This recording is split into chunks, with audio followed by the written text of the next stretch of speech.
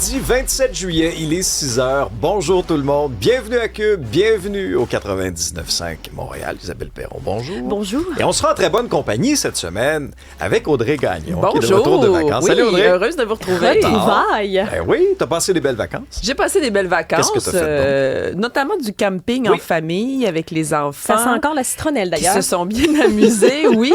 Beaucoup de pluie quand même, du froid un peu. J'étais au lac Saint-Jean, mais Oups. quelques belles journées, alors on s'en est sortis.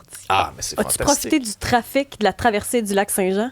Non, Il n'y avait pas ça quand t'es non, allé. non, c'était la journée de mon départ, en OK. fait. C'est ça. Puis elle était en sens inverse, ça s'en allait. T'es correct. Voilà. Ben oui, c'est fantastique, mais tu reviens quand même avec un petit bonzage de quand vacances. Ben oui, Oui. c'est le fun, les batteries bien remplies pour la suite des choses. Hey, je sais pas si vous vous en souvenez, mais la semaine passée, on se disait à la blague, là, quand Trump nous menaçait de tarifs à cause de la fumée des feux de forêt, on se disait, bah, check les, ben, il va arriver avec une idée, il va mettre là, des gros ventilateurs à la frontière pour être sûr de garder la boucane au Canada. T'sais.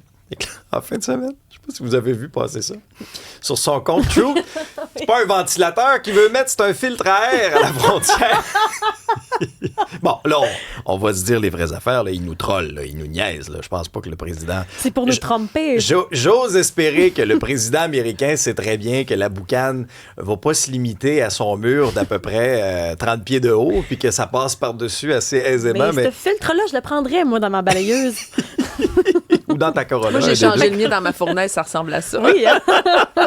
Mais je dois vous avouer qu'il nous a quand même fait sourire en fin de semaine. Aïe, aïe, aïe. Hey, c'est quoi cette histoire-là, Isabelle? Une nouvelle façon originale de rencontrer? Ben, c'est parce qu'il y a plusieurs personnes sur la route pour les vacances de la construction. Oui.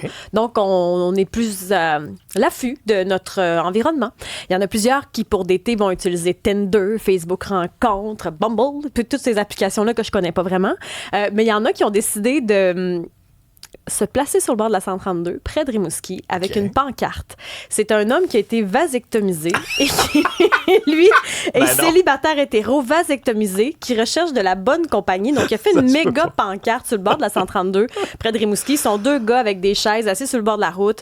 Vraiment chill, là, vraiment relax. Puis, ils sont à la recherche d'une conquête de cette façon. Puis ça a-tu fonctionné? Ben, en tout cas, ça a suscité beaucoup d'intérêt sur les réseaux sociaux parce que ça a été partagé abondamment, entre autres sur la page Dormir dans son véhicule au Québec. Plusieurs mentions j'aime. Peut-être que c'est comme ça qu'il va trouver l'âme sœur. Hein? Peut-être que la vasectomie a un pouvoir d'attraction qu'on sous-estime. Ben oui, quand c'est le critère numéro 1, je ne sais pas si c'est positif ou négatif ce que ça dit sur nous. Audrey est découragée.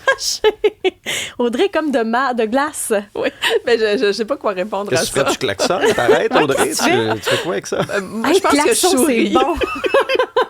Moi, je pense que j'arrête les interviewer. Oui. Oui. Bon, est-ce que ce sera une belle journée aujourd'hui, Isabelle, pour exposer notre vasectomie comme ça Ben, sur le bord de la 132? Leur problème, c'est qu'ils ont eu l'air d'avoir écrit ça avec du Sharpie. Puis avec la pluie, ça se peut que ça dégouline un peu. Ça, c'est moins propre. Mais Ça c'est du dépend. carton surtout. C'est pas tant le Sharpie que le carton. Ben, les deux Très ensemble. mauvais plan. Tout ça est un très mauvais plan. L'annonce peut devenir vite quelque chose de moins attrayant. En tout cas, je leur souhaite bonne chance. Peut-être qu'ils devraient laminer cette affaire-là. Aujourd'hui, on se réveille avec le soleil, alternance soleil-nuage, mais cet après-midi, on a des bandes de précipitations là, qui pourraient apporter des averses, des orages. On sait que sous l'effet des orages, on peut accumuler des quantités là, qui varient entre 20 et 30 mm. Ça va être comme ça pas mal toute la semaine. Là. Aujourd'hui, demain, incertitude. On le vivait hier en Abitibi. Mercredi, jeudi, on surveille. Il pourrait y avoir un système là, qui frôle la frontière américaine, qui apporte des précipitations, mais c'est pas clair la trajectoire. Est-ce que ça va rester sur les États-Unis puis ça va filer vers les Maritimes ou ça va vraiment toucher le Québec?